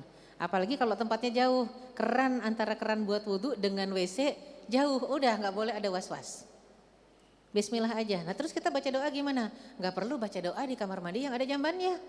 Cukup kalau mau niatnya emang mau wudhu, itu dari luar kamar mandi udah niat. Saya mau wudhu ya Allah, udah baca ya, baca doa yang tadi masuk jamban, baca bismillahnya dari luar, udah wudhu, tinggal wudhu aja. Nanti begitu keluar lagi baru baca doanya lagi. Apa doanya? Ya Allah maj'alni minat tawabina waj'alni minal mutatahhirin waj'alni min ibadikas sholihin gitu ya. Asyhadu alla ilaha illallah wa asyhadu anna Muhammadar Rasulullah yang hadap kiblat itu. Itu kan juga sunnah, bukan wajib, bukan rukun. Rukun wudunya cuman yang ada di Al-Maidah ayat 6 aja. Cuci wajah, ya, cuci tangan sampai siku, usap kepala, rambut ya, bukan rambutnya doang. Kepala ya, artinya kalau kita bicara kepala kadang-kadang kalau orang Indonesia cuman gini-giniin rambut. Padahal tidak, kepala memang yang diperintahkan. Sama kaki dibasuh sampai ke mata kaki. Udah, itu rukun. Kalau yang sunnahnya apa? Sunnahnya yang 3 kali 3 kali. Jadi rukunnya cuma 1 kali. Sunnahnya selain 3 kali 3 kali, madmadah, kumur-kumur, istinsyak, masukin air, istinthar, keluarkan lagi. Itu sunnah semua. Kalau sebenarnya sih kalau kita jaga itu madmadah, istinsyak, istinsar, insya Allah nggak akan ada virus mampir. Insya Allah nggak akan ada virus mampir. Masalahnya istinsyak itu orang Indonesia nggak kuat. Karena di sini becenung, langsung ya becenut, apalagi ngeluarin habis itu ya. Sesudah itu telinga sunnah, bukan rukun.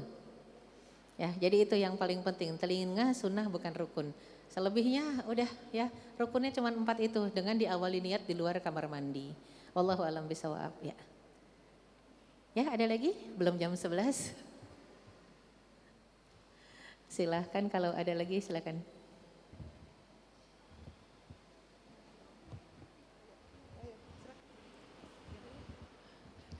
Ya, habis Mbak yang di belakang, Ibu yang di depan. Assalamualaikum warahmatullahi wabarakatuh. Waalaikumsalam warahmatullahi wabarakatuh. Saya mau bertanya masalah kamar. Waktu saya bangun rumah itu kebetulan buat kamar anak di belakang. Terus itu bekas kamar mandi, Bu. Terus saya sempat bingung gitu. Ini karena memang rumahnya kecil ya, itunya kecil. Jadi untuk kamar di belakang kamar, jadi kamar mandinya terpaksa agak di depan gitu, tengah-tengah gitu. Nah ini saya sempat bingung nanti fungsi kamar anak saya kok jadi, saya kasihan gitu anak saya ya bekas kamar mandi, sampai saya sama tukangnya ini minta tolong kamar mandinya bekas kamar mandinya ditutup gitu dengan jangan sampai ada lubang. Nah yang saya tanyakan bekas kamar mandi difungsikan menjadi kamar, nanti kan di situ buat tempat sholat segala macam, itu bagaimana Bu Ustazah? Mohon penjelasannya. Terima kasih. Wassalamualaikum warahmatullahi wabarakatuh. Waalaikumsalam warahmatullahi wabarakatuh. Alhamdulillah sudah diuruk kan Bu? Udah diuruk, udah ditutup, udah disemen ya, udah diubin, udah selesai, nggak masalah. Nggak masalah, cuman penting buat kita memang setiap ruangan di dalam rumah kita memang harus digunakan untuk sholat. Ada tilawah Al-Quran di situ. Jangan sampai ada gudang kosong. Gudang kosong nggak pernah dibuka. Kalaupun gudang maka harusnya dibuka terus. Dan makanya sebenarnya sih nggak boleh ada gudang. Gudang itu apa sih? Inti dari gudang? Tempat nyimpen barang. Buat apa kita nyimpen barang yang nggak kita pakai? Harusnya kasihin orang kan ya. Iya, jadi jangan sampai ada satu ruangan pun yang kosong. Setiap ruangan harus digunakan. Karena kalau kosong oleh manusia berarti diisi oleh yang lain. Itu yang ngeri. Kalau misalnya khusus kamar tamu, ditempatin kalau ada tamu aja. Tamunya cuma nginep setahun sekali, hati-hati ya. Hati-hati, jadi memang bagusnya diisi. Ini alhamdulillah yang ngisi putra ibu gitu ya, atau putri ibu, anak ibu ngisi di sana. Berarti kan tinggal di situ, tidur di situ, ajarkan sebelum tidur baca doa dan kalau bahasanya tuh dikibas gitu ya. Dipakein sapu lidi, kasur, itu sepele. Dulu mungkin orang tua kita ngajarin karena takut ada serangga, takut ada semut. Tapi Rasul nyuruh sambil doa gitu ya, sambil doa sambil baca a'udzubillahi minasyaitonirrajim. Jangan permisi, jangan, itu enggak bakal lari ya. A'udzubillahi minasyaitonirrajim, dikibrat itu pakai kalau enggak ada sapu lidi pakai kain. Supaya jangan kita tidur dia ada di situ. Maksudnya kalau kita tidur ditemenin dia itu aja udah enggak mau. Yang lebih enggak enak kita tidur enggak baca doa, dia di situ. Jadi blek kalau dilihat dalam sinetron itu kita yang masuk ke dia padahal bukan, dia yang masuk ke kita. Itu kejadian banyak di Tanah Suci sering begitu. Ya, ada yang padahal bukan tidur, duduk di tangga. Orangnya emang ngeblank, ngelamun terus. Duduk di tangga, ternyata lagi ada yang duduk masuk dan kebawa sampai ke Indonesia, repot. Karena tiba-tiba orang itu yang gak bisa ngaji sebenarnya, tiba-tiba jadi bisa bahasa Arab. Bisa bahasa Arab, hafal Quran, dari mana? Ternyata jin Arab masuk ke sana. Nah ini kan yang susah ngusirnya ya, jadi kita nggak boleh takut, artinya tadinya waktu masih jadi jamban boleh jadi tempat larinya jin ke sana, tapi begitu sudah diuruk selesai. Dan harus kita yang menguasai rumah kita ya. Saya ingat itu waktu rumah ibu saya baru dibetulin, mereka ngontrak 2 tahun kemudian balik, 1,5 tahun kemudian balik ke rumah awal. Itu masih sering lihat ada seret penampakan aja. Alhamdulillah nggak lihat jelas, ibu nggak lihat jelas, cuman lihat ada penampakan lari ke WC. Marah tuh ibu, buka WC-nya bacain doa bilang, saya buat rumah ini. Saya yang ngeluarin duit, kamu nggak boleh tinggal di sini. Jadinya alhamdulillah nggak takut dia ya. Kamu nggak ada, kamu enak aja mau numpang di sini, pergi bacain Quran, selesai. nggak pernah ada lagi yang seliweran gitu ya. Jadi memang harus yakin, insya Allah nggak apa-apa ya. Boleh satu lagi? Ya silakan. Ini mengenai kamar mandi lagi. Iya. Apa betul kalau kamar mandi itu harus nyala lampunya? Karena gini, saya kamar mandinya saya lampunya itu kalau dinyalain sama blower gitu. Kan kalau dinyalain aja lampunya blowernya nyala terus.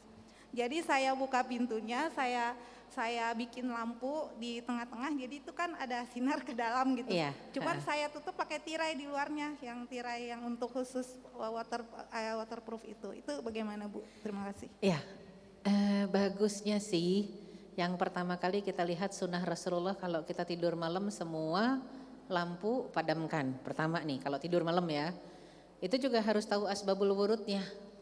Di masa Rasul bukan listrik, di masa Rasul lampu minyak. Yang kayak lilin lah lilin ya. Coba lilin, kalau lagi mati lampu kita pasang lilin, kita tidur lilin nyala nggak? Kalau saya nggak berani, khawatir nanti ada kucing, ada tikus jatuhin lilin itu kena kemana-mana. Nah itu dia, jadi bagusnya matikan, itu pertama kalau kita tidur. Kedua kalau untuk efisiensi ya, sekarang listrik mahal kan? Ya mau nggak mau matikan aja, tapi tutup pintunya ya. Jangan biarkan pintu kamar mandi terbuka. Tutup pintunya toh kenapa? Karena kita di luar kamar mandi kan misalnya ngaji, baca Quran. Ada waktu-waktu tertentu memang, biarkan terbuka kalau kita pengen ngeruqyah rumah. Al-Baqarah kita baca kencang-kencang, buka semua tuh pintu kamar mandi. Itu insya Allah buat ngusir-ngusir mereka juga gitu ya. Tapi sesudah itu tutup aja. Karena Jadi, juga kalau nggak ditutup, ya jadi silakan. boleh ditutup nih walaupun lampunya mati ya Ustazah ya. Boleh ditutup. Biarin terbuka terus, makanya dari situ saya kayak ragu-ragu aja gitu. Ini sebenarnya makanya alhamdulillah saya bisa Boleh bertanya ditutup. ini. Yang khawatir kenapa? Namanya kamar mandi apalagi di lantai dasar. Di lantai dasar itu kan kamar mandi dekat ke tanah. Khawatir ada kalajengking, khawatir ada kelabang, khawatir ada yang gitu-gitu keluar ke ubin dalam. Itu yang kita takutkan. Bukan masalah makhluk gaib. Karena kalau makhluk gaib kita kan yakin dibuka, ditutup dia nggak bakal bisa keliaran. Kalau di rumahnya sudah dibacakan ayat suci Al-Quran. Intinya itu ditutup karena di sana kan kecoa, kelabang, kalajengking, makhluk-makhluk itu ada. Coba yang aneh kalau kamar mandi di tingkat berapa? Ada kalajengkingnya aneh enggak? Aneh. Ada kelabangnya aneh. Dari mana? Jauh dari tanah. Itu pasti bukan beneran. Itu makhluk yang lain. Kalau maupun kita ketok harus baca ta'awuz. A'udzubillahi minasyaitonirrajim, masuk kamar mandi pukul gitu ya. Itu yang lebih aneh sebenarnya kalau di lantai keberapa ada kelabang. Wah, itu aneh. Jadi intinya itu sebenarnya kalau kamar mandi, cuman penting untuk dipantau Bu, diperhatikan. Kalau digelapin, kita lihat aja deh, sekarang kan banyak lampu-lampu yang efisiensinya bagus ya, wattnya kecil. Dan kalau dimatiin, nyalain korslet malah. Ya artinya apa? Tahu-tahu putus. Mending nyalain aja kalau pakai watt yang kecil. Dan satu identifikasi, kamar mandi yang enggak aman, tanda kutip, itu kalau dinyalain dia mati terus. Nyalain lagi mati terus, apalagi kalau kita tiap kali mau masuk baca doa. Mau masuk baca doa dia udah kedip mati. Nah, diganti lampu masih begitu ruqyah rumahnya. Enggak ada pilihan. Karena berarti di kamar mandi itu udah terlalu banyak tuh ya. Biasanya begitu, ya. Wallahu a'lam bishawab. Ya. Ibu silakan. Ada lagi yang bertanya? Oh, silakan. Harus ibu ini duluan, enggak apa-apa. Assalamualaikum warahmatullahi wabarakatuh. Waalaikumsalam warahmatullahi wabarakatuh. Pertama, alhamdulillah saya bisa bertemu langsung dengan Ustazah selama ini melalui Zoom ya Bu, online. Yang saya mau tanyakan mengenai mandi besar itu Ya. kebetulan kamar mandi menggunakan keran terus pakai bak ember gitu ya. Mau kan kalau kita ini air habis ada cipratan gitu, itu gimana Ustazah sebetulnya itu boleh enggak gitu. Sebaiknya emang pakai shower gitu kan ya Ustazah. Berarti air yang sudah buat mandi pasti ada percikan yang masuk ke ember. Ya. Itu bagaimana? Ya. Terima kasih. Assalamualaikum. Waalaikumsalam warahmatullahi wabarakatuh. Ini pembahasannya ada di fikih yang kemarin ya, air musta'mal. Di fikih yang pertemuan lalu kita bahas air musta'mal, air yang sudah digunakan untuk bersuci. Nah mungkin ada yang bak mandinya rendah, ember rendah ya. Kita mandi di atasnya, artinya kita mandi ngejeburnya ngambil begini, ngeri ada yang nyiprat. Selagi tadi 3 unsur air mutlaknya tidak berubah, yang di ember itu rasa warna baunya tidak berubah, dia masuk dalam kategori air mutlak. Enggak apa-apa, bisa dipakai untuk bersuci. Ibarat kata bisa dipakai untuk istinja, cebok boleh, wudhu boleh. Ya, jadi bagusnya sih memang kalau memang embernya rendah, itu kan airnya juga cepat habis ya. Airnya cepat habis kalau embernya rendah. Maka yang paling bagus memang tidak diisi kecuali mau dipakai, mau digunakan. Isi dulu ya, isi dulu baru digunakan. Khawatir apa kalau ember rendah anak-anak pipis, yang paling ngeri bukan mandi, yang paling ngeri adalah pipis. Ya, pipis nyiprat ke situ kalau embernya rendah. Memang sebisa mungkin ember harus, makanya kenapa jauh-jauh dari WC. Nih kan sekarang kita udah kadung semua ya. WC dengan kamar mandi jadi satu, itu yang susah. Sebisa mungkin kalau emang ternyata WC-nya deket dengan bak, cari bak yang rada tinggian. Cari supaya kita khawatir kalau nyiram WC takut nyiprat situ lagi, itu yang dikhawatirkan. Tapi kalau kita udah bilang, kamar mandinya WC-nya agak jauh, sini bak mandinya oke aman insya Allah, kita harus yakin. Tinggal preventifnya begitu, kalau untuk wudhu oke dari keran, kalau emang embernya pendek. Untuk menjaga keamanan dan rasa was-wasnya supaya hilang. Tapi intinya kalau misalnya WC udah jauh ketutup Ustazah. Ya duduk lagi misalnya dan tertutup. Kita di sini habis mandi, habis itu pengen wudhu pakai air yang ada tersisa di bak boleh enggak? Lihat aja 3 unsur air mutlaknya berubah enggak? Kalau enggak berubah walaupun mungkin tinggal 1 gayung itu enggak masalah, bisa digunakan. Dicium aja wangi enggak? Jangan-jangan udah kecium ada rasa wanginya, bau wanginya. Gara-gara kita sabunan kita bilasan nyemplung ke situ. Nah kalau udah ada wangi aja, itu kan bau. Salah satu dari 3 unsur air mutlak rasa warna bau sudah tercemar, nggak bisa lagi buat wudhu. Wudhunya terpaksa dari keran ya. Jadi itu yang diperhatikan rasa, warna, bau. Wallahu a'lam bishawab ya. Silakan. Assalamualaikum. Ustazah Waalaikumsalam. mau tanya, kalau kita ruqyah mandiri itu apa kita harus tahu artinya? Ya. Sama Bagus. yang kedua, Kenapa? sama yang kedua, kan air di rumah saya itu warnanya kuning. Itu bisa buat wudhu kan? Air tanah atau air pam? Air tanah. Air tanah. Iya, dari kerannya langsung udah kuning banget. Jet pump ya, berarti jet pump ya? Iya, jatuh. Bukan air pump ya? Bukan. Ya. Makasih Ustaz. Ya, sama-sama. Assalamualaikum Waalaikumsalam warahmatullahi wabarakatuh. Allahumma shayyiban nafi'a. Saya kasih 1 menit, mumpung hujan deras. Ibu-ibu mau doa apa? Makbul, doa makbul saat hujan deras.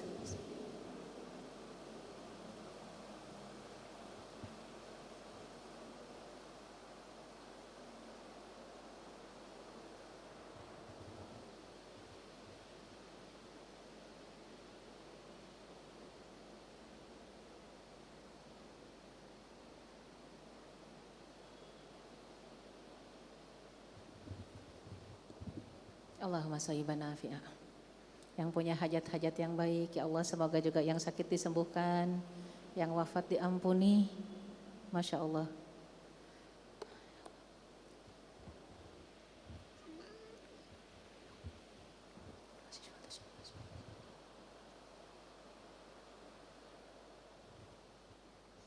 Alhamdulillah.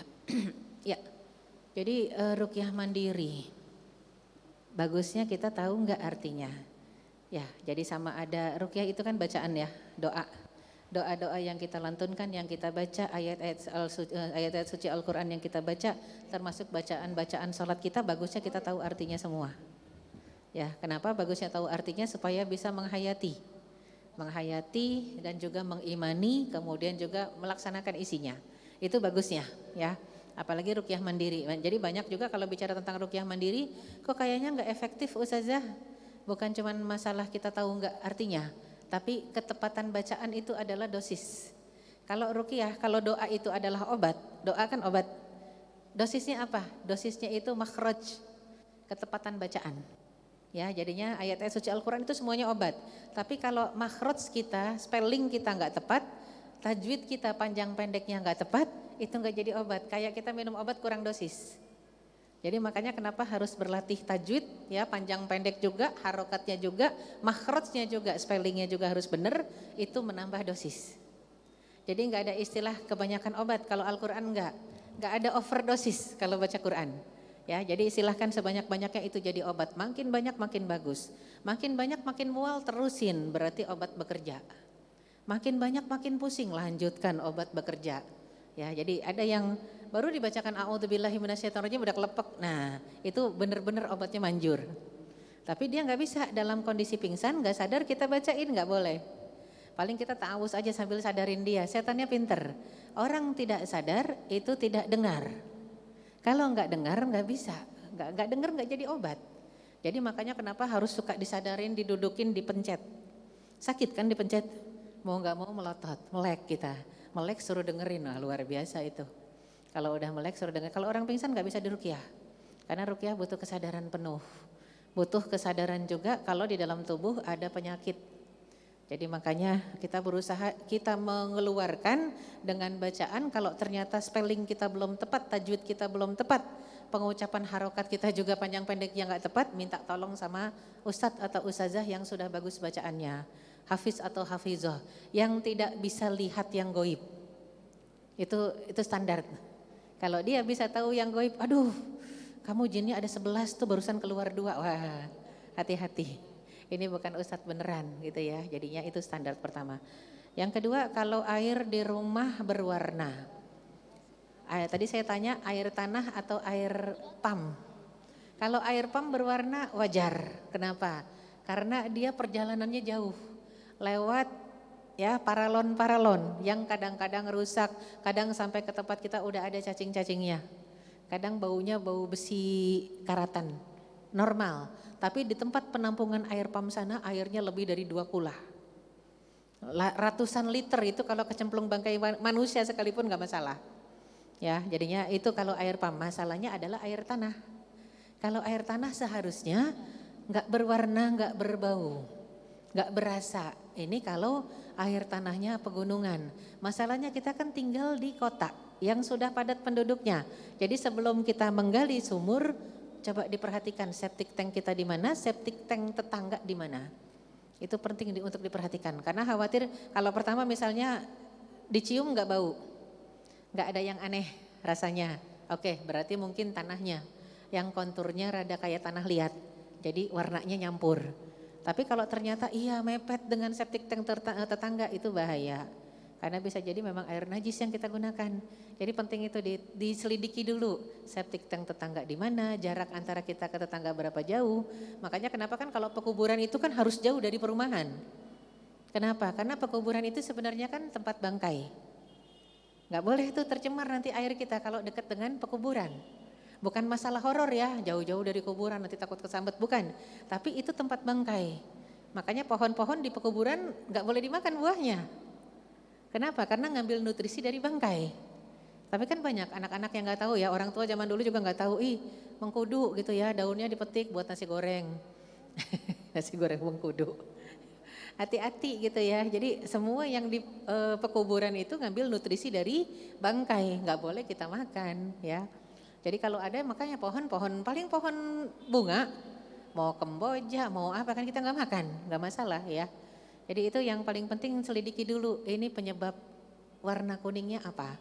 Kalau emang karena kontur tanahnya, jenis tanahnya yang agak liat, jadi kalau digali akhirnya dia masuk ke dalam warna air enggak masalah, enggak apa-apa. Tapi kalau, nah itu yang kita khawatirkan, terlalu dekat dengan septic tank, naudzubillah, pindah galian gitu ya. Wallahu a'lam bishawab ya. Ya, kita akhiri. Baik ibu-ibu, Ya, udah cukup ya. Alhamdulillah hari ini kita udah selesai materi kajian untuk tanggal 12 ini. Mungkin ditutup dengan doa penutup Ustazah. Ya, baik. Baiklah kita akhiri pertemuan kita dengan membaca surat Al-Asr. A'udzubillahi minasyaitonirrajim. Bismillahirrahmanirrahim. Wal 'asri innal insana lafi khusrin illal ladzina amanu wa 'amilus shalihat wa tawassaw bil haqqi wa tawassaw bis sabr. Aqulu qawli hadza wa astaghfirullah li wa lakum wa afa minkum. Subhanakallahumma wa bihamdika asyhadu an la ilaha illa anta astaghfiruka wa atubu ilaik. Wabillahi taufiq wal hidayah. Wassalamualaikum warahmatullahi wabarakatuh. Ibu-ibu tetap dulu ya. Ada pengumuman di bawah, ada donor darah.